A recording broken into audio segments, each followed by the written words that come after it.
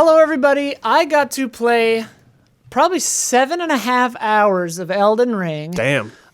Yeah, pretty wild. I don't get to keep my save. Kind of bummed about that. Ouch. I picked the Prisoner as my starting class, which I don't know like if that was in Man the in the Iron network Mask test. thing? Yeah, I don't know if that was in the network test, No. but it is perfect for me because it's dexterity and intelligence, which is Oh, the build okay. I usually go for anyway. Really fun, really good stuff. Yeah, anyway, of That course. was the starting character. First things first, the story trailer that we surmised was the Intro? It's not. Oh. There's a different intro. Oh. At least in what I played, which was just the game. You know, I pushed new game and started. Okay. Also, I was playing over Parsec, so it was like Yeah. framey and compressed and whatever. I'm very much looking forward to playing this on an actual TV. But yeah. Basics, it's sort of like, I don't want to get too like spoilery or whatever, but it's more kind of like Dark Souls, where they're like, there's Queen Marika and her children split up the Elden Ring. Yeah. And so like they just kind of list, very dramatically Britishly list names of people, and then they're like, and one measly tarnished who That's might you. be cool later. Yeah. And it's like, okay, that's us. There's the first boss was kind of like a scripted kill thing. Oh, like a tutorial boss? Kinda, yeah. Okay. It felt like, Was it in the cave from the network test? no, that was easy. That guy was in the Cave of Knowledge. Is that where you started, though? The cave? You started in the same kind of area. Actually, wait, no. You started somewhere else, and then you get killed, and you wake up like Nice. in that pit. Oh, okay. And then that woman, the like maiden from the Grace, the bonfires, rides up on Torrent, and they're like looking down at you. Cool. Very Yeah. looking down at you, and they're like, I think they might have what it takes. Yeah. Maybe. We'll find out. And then, and then you go into Limgrave, and that's the thing from the network test. So there's the Cave of Knowledge that you go down into that teaches you how to play, and there's like a little mini boss, but it's just there to teach you how to like the parry. Yeah. It's really easy. Something I didn't know if it was there in the network test, but there are glowing skulls on the ground that have little runes in them, which is like money. That you can I don't remember. crush them. I don't think so. Yeah. Okay.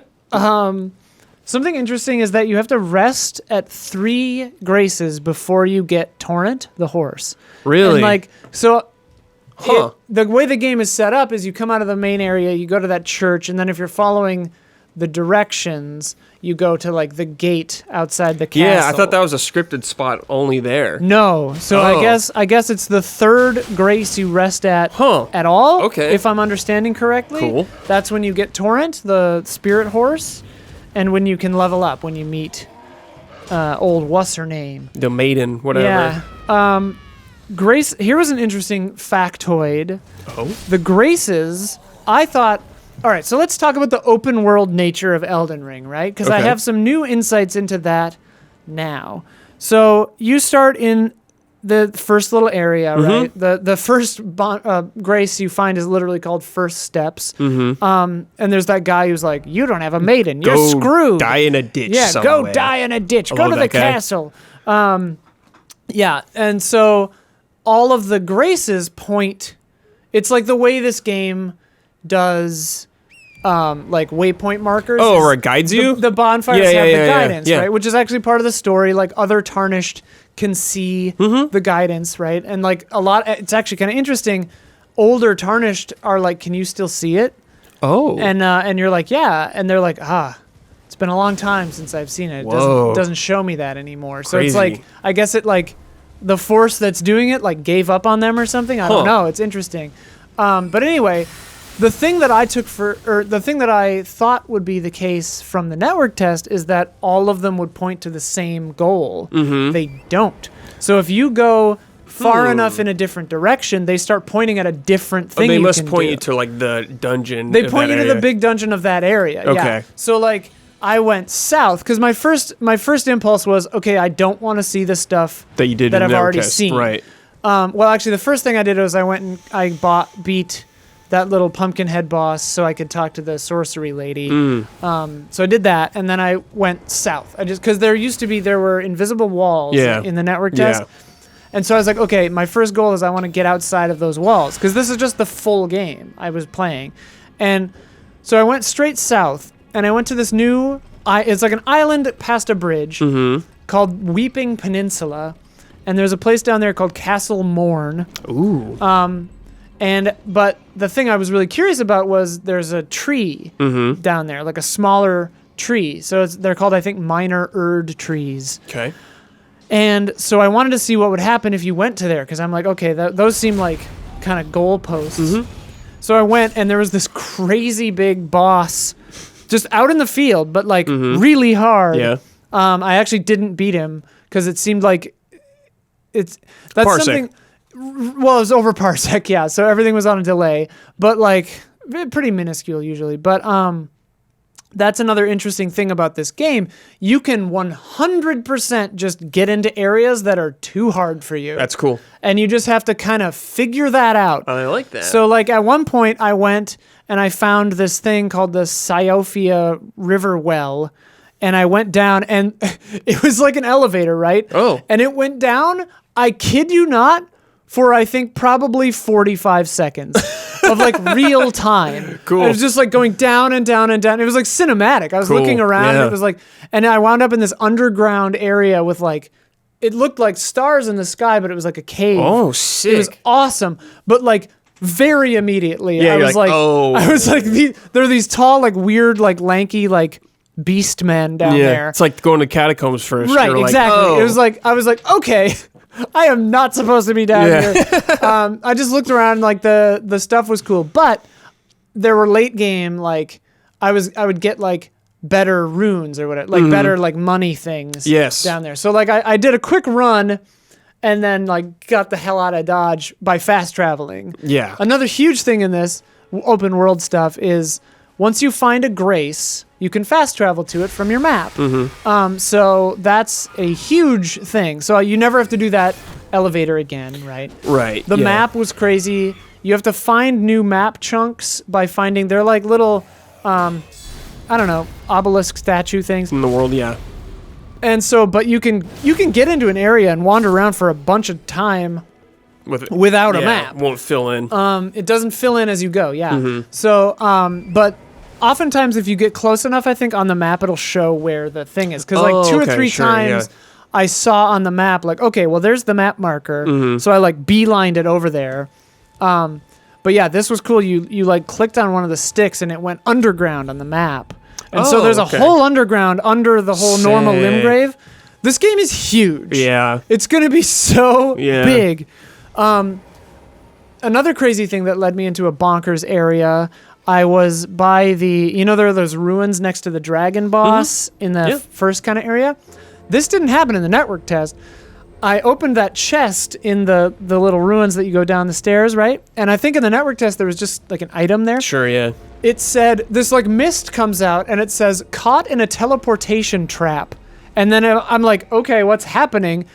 I teleport somewhere. I'm in like a crystal mine with like centipede enemies. Cool. And like centipede people. And I'm just like, what is happening? And then I look at the map and I'm like, way in the northeast, still in Limgrave, so still in the normal overall Limgrave. Just, but like way up in the corner. Dude, that's sick. That's like some Bloodborne shit. It gets more Bloodborne, because like I got out of that, I like beelined it out of that dungeon. Yeah. I was like, oh my god, and the enemies were very clearly, well, they were really susceptible to magic, but my sword did like nothing. Okay. It did like 40 damage, which was like slivers, you know. I get out there, there's like weird like fungal growths, red water, the sky's all crazy. Like I was like, what? So this game goes places. While I was up there, it was very clear I wasn't supposed to be there yet because the enemies like just decimated me. But that's one of the times I made a run for a map marker. I found this old shack up on a thing that had like one of the salesmen. So there's the salesman named Calais that you meet in the first little Is that church. the Santa guy? Yeah, he dresses. They all dress like Santa, Santa, but different colors. So this was like a yellow Santa. Oh, cool. And he's like, "What the hell are you doing up here? Like, this is weird." And from him, I bought cestises, little fist Punchies, weapons. yeah. Because I had found somewhere else an Ash of War called Lifesteal Fist. Oh. And so you push L2 to do Ashes of War that you can put on weapons at a blacksmith, which I'll get into in a second. And that one is really slow, but if you hit a guy with it... His lifesteal? You lifesteal. Sweet. And so that was really good because you can get golden seeds to up the flasks, the flask charges. And you can also get from... I guess you get them from Churches of Marika, the like main goddess who like went missing. The statues around? Yeah, the one who's like crucified on a snake or whatever weird thing. I found a church called the Fourth Church of Her, and I got the thing that makes my flask better. Like heal more? Yeah, do better. Yeah, Okay. do more. I can't remember what that one's called. Golden Seed, I think, gives you flask charges, and the other one, yeah. Sure. So I guess that's where you find those. Okay. Tip. I was trying to find how to get memory slots for spells, and I think you must do that in the same way too, by like finding them. Oh, really? It You wasn't can't tied to level a up. stat? I checked I did the explanation on everything, and I was like, what governs? And memory Okay. slots aren't even listed in the level up screen.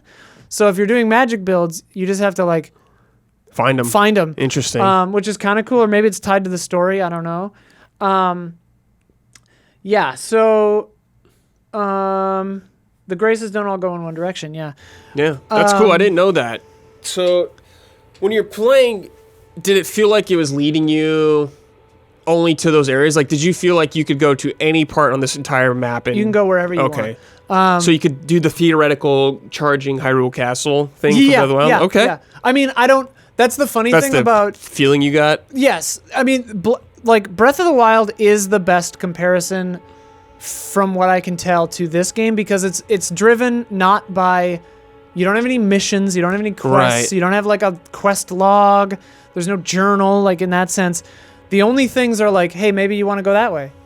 You know? Yeah. And then it's all just you being like, what the hell is that thing? Yeah, And you go. that's important, I feel like. Yeah. Oh, it's Yeah. magnificent.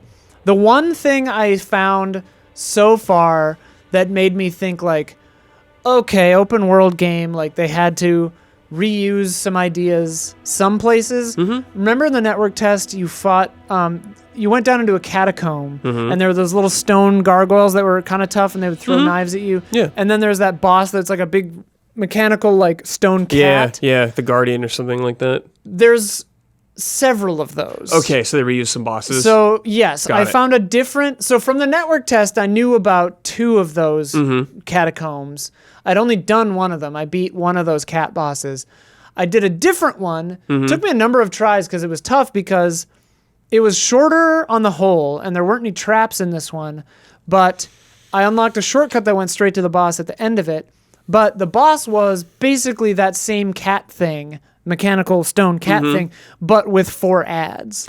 Oh. So 4 of those Okay. little gargoyles were in there, Okay, yeah. which made it way harder. Yeah, from what I remember, there was a lot of those mini kind of dungeon Yeah. things in the game. So I Yeah. guess, I'd understand So- them reusing some things. Yeah, the crystal dungeon, I ran out of it pretty fast, but it had a similar vibe to that, where I ran out of there and got to a thing, and there was a grace right inside the door. So it seems like that's kind of a thing where there are like mini dungeons, Yep. and maybe some of those will be kind of repeated. But I think there is a lore reason for that, because that Guardian thing, there were roots to an Erd tree down there. Yeah. So I think that they were placed there in story to just protect Erd trees. It doesn't feel like a Skyrim cave. Right. Where I was like, I've been in this cave literally a 1,000 times. Like it feels like someone in the world put it there to protect the roots of the Erd trees, but at the same time, it's also definitely like some open world. Like Here's some open world we shit. had to put something here. You know, even Breath of the Wild repeated a lot of stuff. yeah. Oh, There's for this sure. The Guardian fight shrines again. are crazy. Whereas this definitely has dungeons. The main one I did was I wanted to see, because the network test, you could get half of the castle, and then it literally said, more awaits you in the full release. So I was like, okay, in the last like hour and a half of my playtime, I was like, okay, I might as well go and try to see what's past that. So that's what I did. I took the side route first. You can go through the main gate or the side. They showed that Right. in early gameplay. Yeah. and I made it to the top of that. The many-armed spider beast thing was not in that room. Oh, thank God. And that thing, melee build thing was annoying. Oh, for sure. You get the key off a corpse in that room, and there's a different, bigger guard in there that was actually quite a lot of trouble, too. Okay. But then you can run to the door, and then the ladder let me climb it up. And that route takes you on the rooftops, and it's very Sekiro. You don't have a grappling hook, obviously, but like there is some non-linear level exploration thinking going on in this. Like, it was actually kind of fun because I was using 2 fist weapons at that point. And it felt like I went on this route and I was going around on all these rooftops and I was seeing guys, and my main attack is the jump attack to open, and then that opens them up for like kind of like a visceral sort of. Mm-hmm. I did all these weird stuff. I jumped across from like one tower to another. I was walking on tiny ledges and stuff. And like there were parts of it where I was like, is this even intended? Like, am I supposed to be? Yeah, that's cool. Here? But it like clearly was intended because it led to a path that gave me a talisman, which is basically rings in this game. There are no rings. You put on talismans. Right. I forgot about that. Yeah. So the talismans do really specific stuff. I already had one that had like helped me with curved weapons, which is nice because I use those. But this one it boosts your jump attack for fist weapons. For anything, I think. But it was called like the claw The jump attack's talisman. super good. The jump attack is so good. And that was like all that was up there that I could see. That's cool though. And one of the things was like the level design in that castle gets kind of confusing. Like there was a part where I like wander around that path and I was like, how do I move forward? Because I couldn't figure out how to keep going. So I just bailed on it and went up the main path. And then ironically I got so there's ballistae and like fire there's a lot people. Of it's crazy like ridiculous. So in the network test there was a dog enemy over here that does not respawn once you beat it. Same here. Big dog with a blade on its arm. That guy was spooky. Crazy.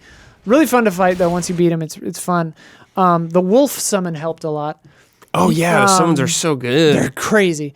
But that in the network test, that was just a dead end over there. Mm-hmm. Now, it takes you to a giant bridge. That is there a dragon on it? No, there are 3 giant golems that do lightning magic. Okay. But you can just run by them pretty easy, and then you get to a little thing at the end that's like, do you want to travel to a different location? And it like teleports you across the rest of the broken bridge to the thing at the end, which was just a locked door, so I don't know what's over there. Whoa. It must be, I don't know if it's later or what. Right. But it was pretty wild. That's cool.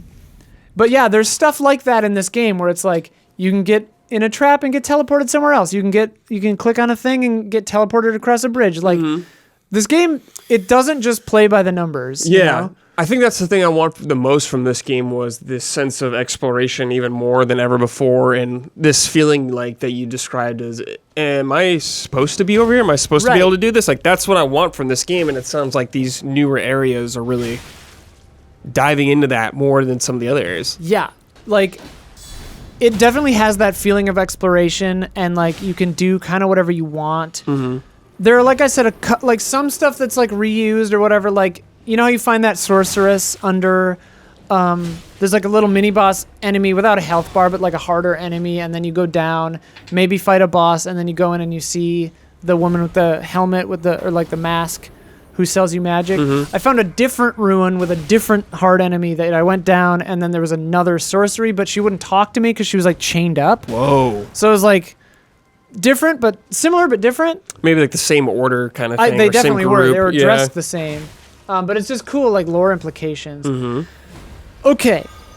One of the biggest things that I did not expect that I am allowed to talk about, I was told I can only talk about Limgrave and that river area, one other area that I never found, and then this. There's a thing called the Round Table Hold. Have you heard of this? No. I had not heard of this. It's basically Elden Ring's... It's not really a hub. Okay. But it's like a Firelink Shrine safe area. Okay, where people gather? With a bunch of NPCs. Yeah, okay. So, like, there are, like, I don't know, a lot, like 6, 7, 8 NPCs in there hanging out. One of them's a blacksmith. who's like a prisoner, and he's like, hey, don't worry about it. I was like, you're a prisoner? He's like, yeah, don't sweat it. I kind of deserve it. And I was like, okay. He probably does. Yeah, oh, for sure. You can meet this girl on your way to that first castle, who is really sad, actually. She's like, everyone that was traveling with me got taken, and they had their arms and legs and heads cut off, and they were joined into that spider. I think I should go join them, but I'm afraid. But I don't want to be alone anymore. And like, you can go into the castle and find like a trinket left by her friends. Yeah, of course. You give that to her. She goes back to the round table hold. You talk to her. You talk to another guy, the blacksmith. You talk to her again. You leave. You come back. And then she does spirit strengthening. So she can upgrade your spirit summons. Okay. That's cool. You don't get the spirit summon bell until you have to like go back to that first church of Ella where the Kale is, and you meet that like snow witch or whatever with the two faces, the ghost face and the normal face, and she gives it to you. So it's like you don't start with that stuff like you did in the network test. You just have to kind of stumble upon it, but the game doesn't like explain that, so you just have to it happens. Yeah. But Round Table Hold is really cool, and there are lots of rooms, lots of NPCs. They all like. It's like a town almost. It's kind of. It's their version, I guess. Like it's a FromSoft. Yeah, it's like the closest thing is like it's the Nexus because you have to teleport there. It like exists. It's like not. It's like there's a logo for it on the map, but it's not there immediately. Also, I don't know how you get there. I just eventually, I think it must be just after resting in enough graces or something. That maiden shows up and she's like, I didn't trust you at first, but now I kind of do. Here's a place called the Round Table Hold. Check it out, and then you just like get teleported there. Okay. And then you can go there whenever you want. So yeah, there's like a hub in this game, kind of, which is neat. Okay, cool. Not really a hub because you don't like go from it. Yeah, of course. It's just like a little base almost. Yeah, and there was a thing in the network test where I thought it was just for the network test. Remember, like right in the first thing, right after you come out of the Cave of Knowledge, there were those 3 archways that were like fog gated off that you couldn't get into, and there's a little gargoyle outside of it. Kind of, yeah. I thought that was just for the network test, but that's still there. Oh, okay. And I now learned there's a thing called a stone sword key or something like that, and you put that into those gargoyles and it opens those fog gates. So there's a string of those in the Round Table Hold also. I opened one of them and I got an item inside. It was like a little dining area. Do you need this sword thing or whatever you used for the key almost? Do you have one of it? It was consumable. Okay. I played for 7.5 hours and I found one of them. Okay. And you can select one as a starting gift. Okay. I picked a golden seed to give myself another flask charge. Oh, that's so good. Which is so powerful. Damn, that seems really good. Yeah. So yeah, I don't know. But those seem cool. It's like a thing it's like a cool thing in the world for you to like unlock over time. Yeah.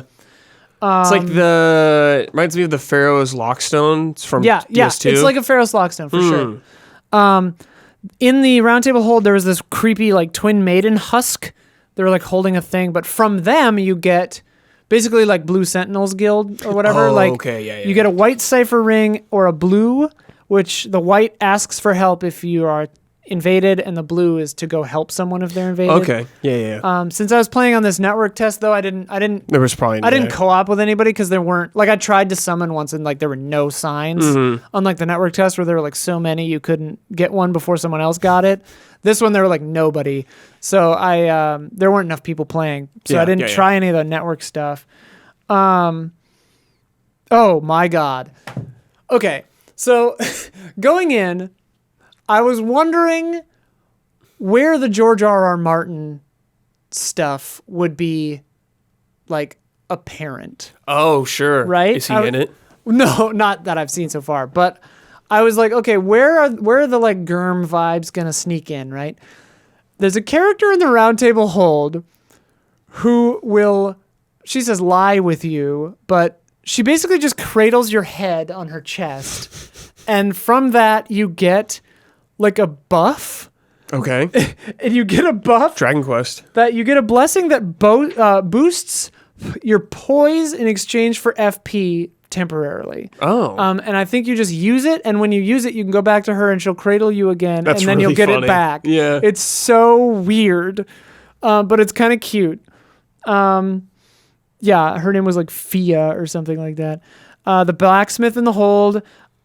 Smithing stones seemed pretty hard to come by. Is that the upgrade stones, right? Yeah, Yeah, that's and, like, what I remember. They're tough to come by. You can get up to a +3 on your own at a smithing stone or whatever, smithing anvil. Mm-hmm. And the only one I found was at Calais in that first church. Yeah.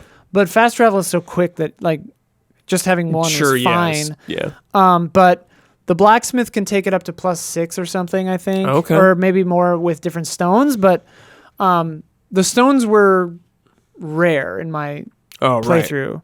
Maybe I just didn't find a lot of them. But because I'm trying to remember, it's like you don't really necessarily go down like a type of path when you upgrade your weapon, right? You infuse stuff on your weapons. By infusing Ashes of War onto stuff, it gives you like a bonus. You can choose to put their attributes on it or not. Right. Okay. So like the Lifesteal Fist had either standard or occult, and occult would make it scale with arcane. Yeah. Okay. So maybe that's why it's because you don't have to spend your stones or whatever making a bunch of different types of things. Yeah. And the crazy thing is Ashes of War go away when you use them, so they're fused to the weapon that you put them on, and you can't get them back. But the blacksmith can copy them, but you need a different, like, forgotten Ash of War to copy onto. Yeah, that's what I remember. Yeah. I don't know if it replaced it actually in Network Test, but it said something about that, and I was confused. Yeah, I figured it out now. Like, if you use it, you lose it, except for it's, like, tied to that thing. Like, I got the Cestus and then immediately found Claws an hour later. Just disappeared. And I was like, well, I used my lifesteal on those fists, so I can't put it on these claws, even though it'd be dope on the claws. The blacksmith had a line that I liked, where he said that he doesn't mind being a prisoner and working and blacksmithing for people because it helps me forget the sheer terror of her. And I was like, shit. What does that mean? Oh, man. I mean, this is just a parsec thing, but it crashed once while I was playing it. Yeah. Oh my God, dude. I got into a forest area and there are bears. I knew about a bear. Yeah, I saw bears in one of the things, but like the bears are the most terrifying enemy I faced in this entire thing. I didn't even I was running and screaming from these bears. They are fast. Excellent. They are numerous and they are huge. And there were small ones that were 8 times bigger than me, and then bigger ones than that. And I was like running as fast as I could, and they were still right on my heels. Very intense. Huber's gonna be pumped. Yeah, Huber's gonna be very pumped. Huber's gonna be pumped. I found an item called a Mimic's Veil that does the like chameleon spell, basically. Oh, okay. It'll like That's turn fun. you into an something. item. So that's still in there. PvP item. Yeah, I know I just kind of like listed a bunch of stuff. But the main takeaways... it's overwhelming. There's a lot Oh, it's of crazy. stuff. The main takeaways are, like, there are some bosses in the traditional From sense where, like... And, like, the castles and stuff definitely feel like linear dungeons, like classic Souls games. Yeah. Except, like, the main first castle has, like, a lot of multiple paths and stuff. Yeah, it definitely seems familiar, but it sounds like it goes even crazier. But, like... Unlike Breath of the Wild, where the shrines, like the catacombs in this are like shrines in Breath of the Wild. Yeah. Like they're kind of the same thing, but just a different layout. You deal with some traps, you solve a puzzle, you get a shortcut, and you fight a little boss. This has those and big dungeons. Yeah. And in the little areas I saw what seemed to be like at least 3 or 4 of them.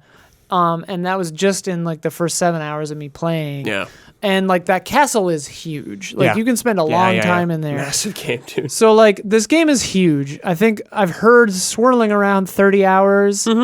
But like that's not including everything. That's probably just to like get through it. Yeah, for probably average. Yeah, and like I don't know, man. It just feels really good. And like jumping and fighting, it combines everything of every From game so far and just like puts it together in like this crazy package. And like it feels less rough around the edges than previous From games. And there's some weird stuff in it that I don't really want to spoil for anyone. But like, man, I can't wait for Elden Ring, dude. Soon. It's like 2 weeks. Soon. But yeah, I'm partly bummed that I lost my save, and also it was kind of nice because it afforded me to just like be like, screw it, I'm just Reckless. gonna do stuff. Yeah, like my goal wasn't like I wasn't even trying to like get through places. I was just trying to like see stuff. Mm-hmm. And I feel like I saw a lot of stuff, and it assuaged any worries that I had about like sameness or whatever. Like, game goes places. Like, definitely not gonna be lacking for variety. Elden Ring, dude. Soon. Bye.